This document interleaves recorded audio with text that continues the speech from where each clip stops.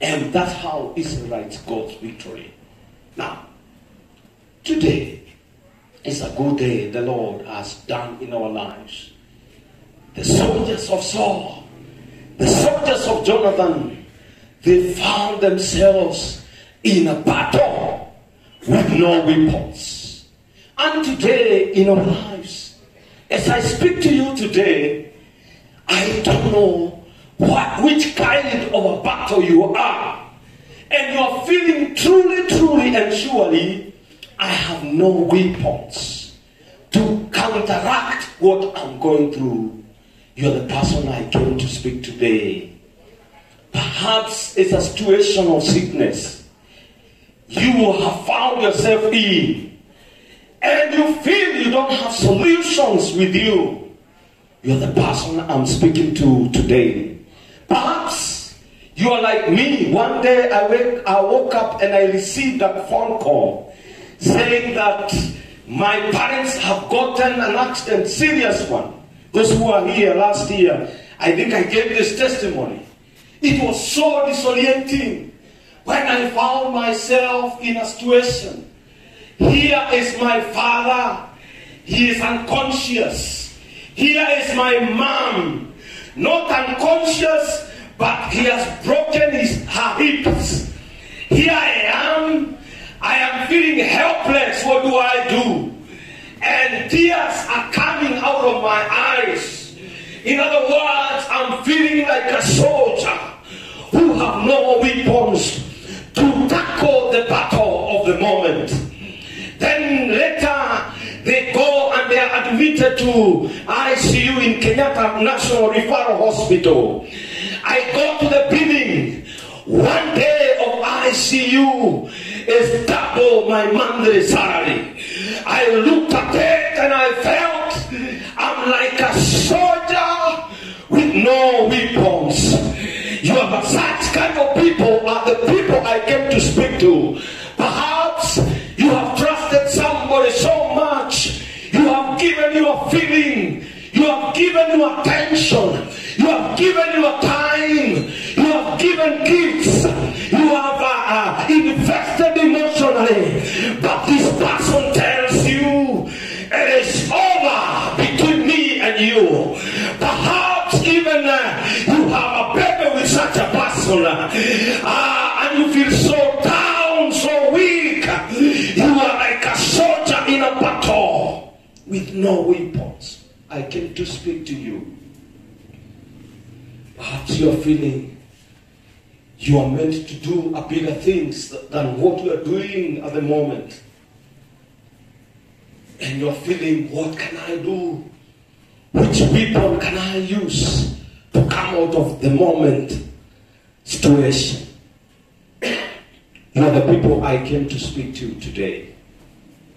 Now, the soldiers of Saul are in the midst of hello? 1, 2. They're in the midst of a situation. They are surrounded by enemies and they have no weapons. Now listen keenly. Eventually there is victory. Eventually there is freedom. Eventually there is peace. Eventually there is healing. Hello? Eventually my bill of my parents of 5.3 million is paid. Even though at a moment 1 day it was double my monthly salary. I didn't have weapons, but eventually things are sorted. Now, who sort things out even when there are no weapons? Now, I want you to see the spirit of Jonathan. Many people have been like Saul, and that is why Saul failed as a king, because he always lived at the moment when he realized he is like helpless. He did nothing.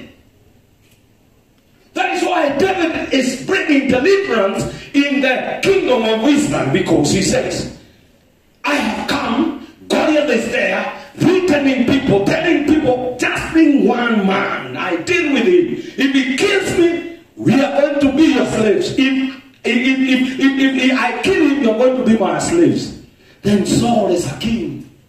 He's just there defeated. 40 days this guy would come. And he could feel bora uhai. Wacha tukae tu vile kuko.